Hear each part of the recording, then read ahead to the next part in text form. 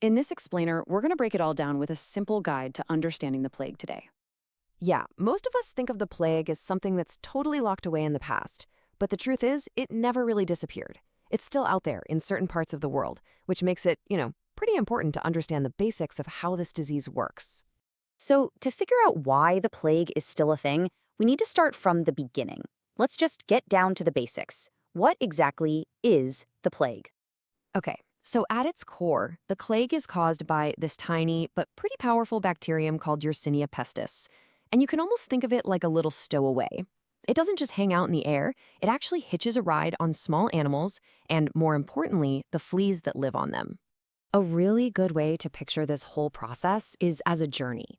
The bacteria follows a very specific route, starting in animal hosts and eventually making its way to people. But before we get into that, let's look at what happens when it actually arrives. So, what does that bacterial journey actually look like when it's inside a person? How would you even recognize it? Well, it turns out there are 7 key signs you can watch for. At first glance, these symptoms might look pretty familiar. A sudden fever and chills, a headache, body aches, and just feeling really weak. But there are other signs too, like nausea, vomiting, and stomach pain, all leading up to the one big telltale symptom, those swollen lymph nodes we call bugos. Let's break that down a bit more. This is one of the trickiest parts about spotting the plague early on. The very first symptoms can feel exactly like a really bad case of the flu. We're talking about a sudden, high fever, some serious chills, and a headache that just will not go away. And it's not just that. On top of those flu-like feelings, the plague brings on these really intense body aches and a deep, deep feeling of weakness. This isn't just feeling a little tired. It's a kind of exhaustion that can completely knock you off your feet. But here it is. This is the symptom that truly sets bubonic plague apart: the buboes. These are lymph nodes that get severely swollen, they're tender, and they're really painful. You'll usually find them in the groin, armpits, or neck, typically pretty close to wherever the flea bite was that started the whole infection. All right, so now we know what it is and what it looks like, but let's talk about the how. How does this bacteria actually make that jump from an animal to a person? Let's trace the steps. So let's go back to that journey idea. It all starts with fleas, which are carrying the Yersinia pestis bacteria. These fleas then find a home on rodents, animals like rats, squirrels, or prairie dogs. The last step in the journey is the jump to humans. That usually happens from the bite of an infected flea, or sometimes from handling an animal that's already infected.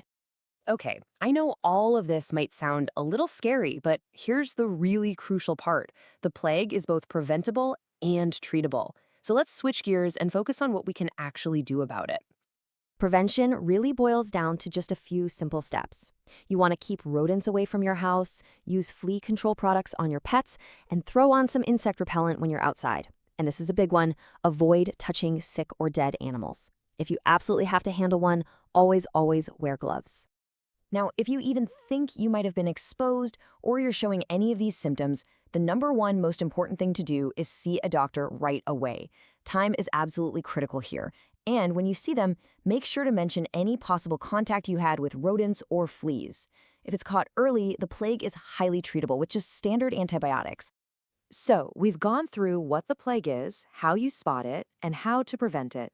But if you're going to walk away from this with just one single takeaway, what should it be? Here it is. The most critical thing to remember is this: get medical help early. With the plague, every single moment counts. Acting fast, combined with modern medicine, is really the key to a full recovery. It might be an ancient disease, but honestly, it's no match for swift modern treatment.